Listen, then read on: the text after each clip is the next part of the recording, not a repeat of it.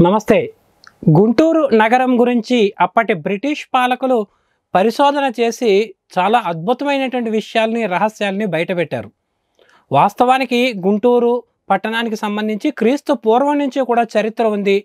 ఇక్ష్వాకులు, శాతవాహనులు, చోళులు వంటి మహామహా నాయకులందరూ కూడా పరిపాలించినటువంటి ప్రాంతము.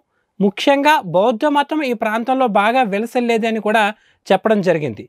దీంతోపాటు ఒక ఆసక్తికరమైన అంశం ఏంటంటే, తర్వాత కాలంలో ముస్లింల పరిపాలనకు దగ్గరైనప్పుడు దాని నుంచి లొంగ తీసుకునేందుకు ఫ్రెంచ్ దేశస్థులు చాలా పోరాడారట.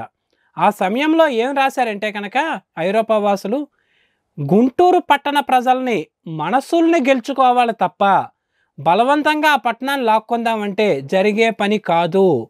ఎందుకంటే గుంటూరు ప్రజలు మానసికంగా, శారీరకంగా చాలా దృఢంగా, బలంగా ఉంటారు కాబట్టి వాళ్ళ మనసులను గెలుచుకుంటే మాత్రమే గుంటూరుని పాలించగలము అని చెప్పేసి ఆ రోజే బ్రిటిష్ పాలకులు తేల్చి చెప్పారు. ఆ తర్వాత కాలంలో స్వాతంత్రం వచ్చిన తర్వాత కూడా అనేక సందర్భాలలో ఈ విషయం పూర్తిగా రుజువైంది. తాజాగా అమరావతి రాజధాని విషయంలో కూడా గుంటూరు పట్టణ ప్రజలు ఎలా స్పందించారో, ఎలా గట్టిగా నిలబడ్డారో మనకు తెలుసు. అంతటి ఘన చరిత్ర ఉన్నదే గుంటూరు నగరం. నమస్తే.